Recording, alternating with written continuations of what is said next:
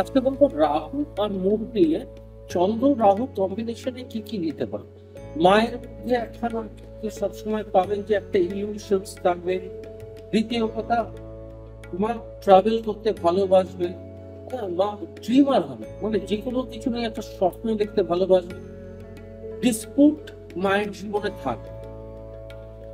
যদি আপনি দেখেন যে উনি স্পিরিচুয়াল, দেখবেন স্পিরিচুয়ালিটি থেকে ডাইভার্ট করবে। এই রাহু সবসময় একটা এলিমেন্টারি ভাবে কাজ করে। যদি চন্দ্রের সাথে ওয়াটার এলিমেন্টে যদি ব্যালেন্স না করে না, এই রাহু আপনাকে ভুগিয়ে দেবে। কিভাবে করবে?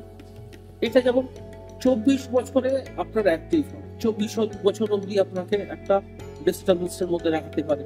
তারপরে যখন যখন ওই ট্রাইন কিংবা ইয়েতে কনজাংশনে আসবে, তখন কোনো একটা পার্টিকুলার ওর কারক থেকে আপনাকে ডিস্টার্ব করতে পারে।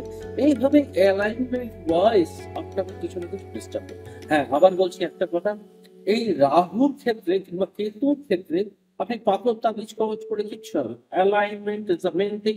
অ্যালাইনমেন্ট করুন, অ্যালাইনমেন্ট করুন, এটা আমি বারবার আপনাদের বলি। কোনো প্রয়োজন নেই কোনো জ্যোতিষীর কাছে যাওয়া। আপনি নিজে নিজের অ্যালাইনমেন্ট করতে পারেন। আপনি নেটে সার্চ করুন যে রাহুর অ্যালাইন আমার এই তত্ত্বতে আছে, কিভাবে অ্যালাইনমেন্ট। এই অ্যালাইনমেন্ট করুন। আপনার রাহু কেতুর জন্য সব থেকে বেস্ট হচ্ছে অ্যালাইনমেন্ট। ভালো থাকবেন, দেখা হবে নেক্সট কোনো ভিডিও।